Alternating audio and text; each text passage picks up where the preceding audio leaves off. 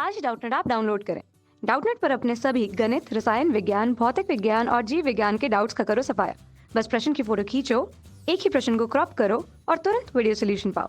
अभी डाउनलोड करें। दोस्तों, आज का हमारा सवाल है कि रदरफोर्ड के परमाणु मॉडल की व्याख्या कीजिए तथा इसकी कमियों का उल्लेख कीजिए। तो आइए पहले हम इसकी व्याख्या करते हैं। इसके लिए हम सबसे पहले एक चित्र बना लेते हैं। दोस्तों, इस चित्र में देखिए, ये जो हमारा है ये हमारा एक स्वर्ण पत्र है। तो रदरफोर्ड ने क्या किया था? रदरफोर्ड ने जो है अल्फा कणों की बमबारी एक स्वर्ण पत्र पर की थी। जब उन्होंने अल्फा कणों की बमबारी एक स्वर्ण पत्र पर की तो उन्होंने क्या देखा कि जो अल्फा कण थे वह उसमें से कुछ अल्फा कण जो थे जो उसके आर पार निकल जा रहे थे। जो कण उसके आर पार निकल जा रहे थे उसके लिए उन्होंने माना कि जो परमाणु है उसका अधिकांश भाग खोखला है, तभी जो अल्फा कण थे वह आर पार निकल जा रहे थे। साथ ही साथ उन्होंने क्या देखा कि जो कुछ अल्फा कण थे वह एक कोण बनाते हुए बाहर निकल रहे थे। कहने का मतलब है कि थोड़ा विक्षेपित होकर एक कोण बनाकर परमाणु के बाहर निकल रहे थे। इसके लिए उन्होंने माना कि परमाणु के अंदर एक जो धनावेश युक्त भाग मौजूद है, क्योंकि अल्फा कणों में भी हमारे धनावेश होता है। ये कह सकते हैं कि धनावेश युक्त होते हैं।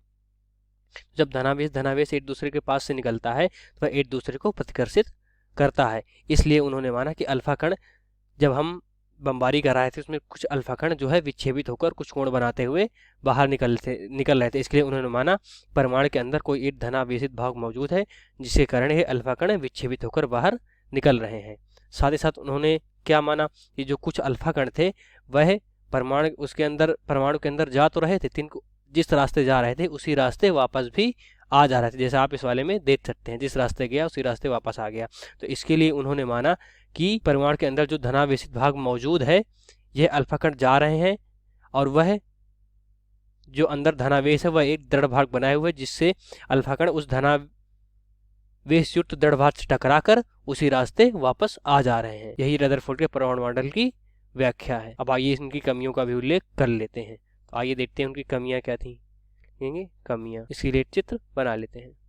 तो दोस्तों ये देखिए, ये हमारा जो है ये हमारा नाभिक है। जो नाभिक होते हैं वह धनावेश युक्त होते हैं। ये हमारी दोनों कक्षाएं हैं। ये हमारा इलेक्ट्रॉन है जो कक्षाओं में चक्कर लगा रहा है। तो उनकी पहली कमी आइए हम आपको बताते हैं।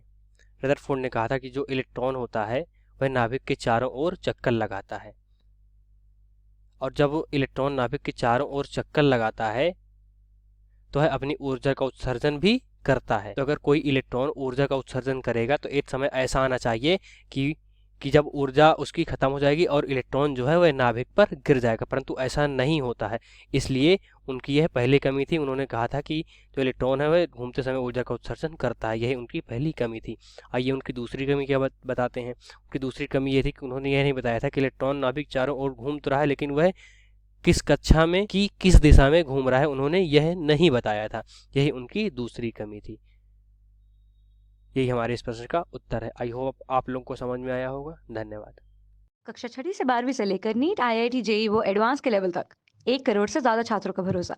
आज ही डाउनलोड करें डाउटनेट ऐप या व्हाट्सएप करें अपने सारे डाउट्स 8400 400 400 पर।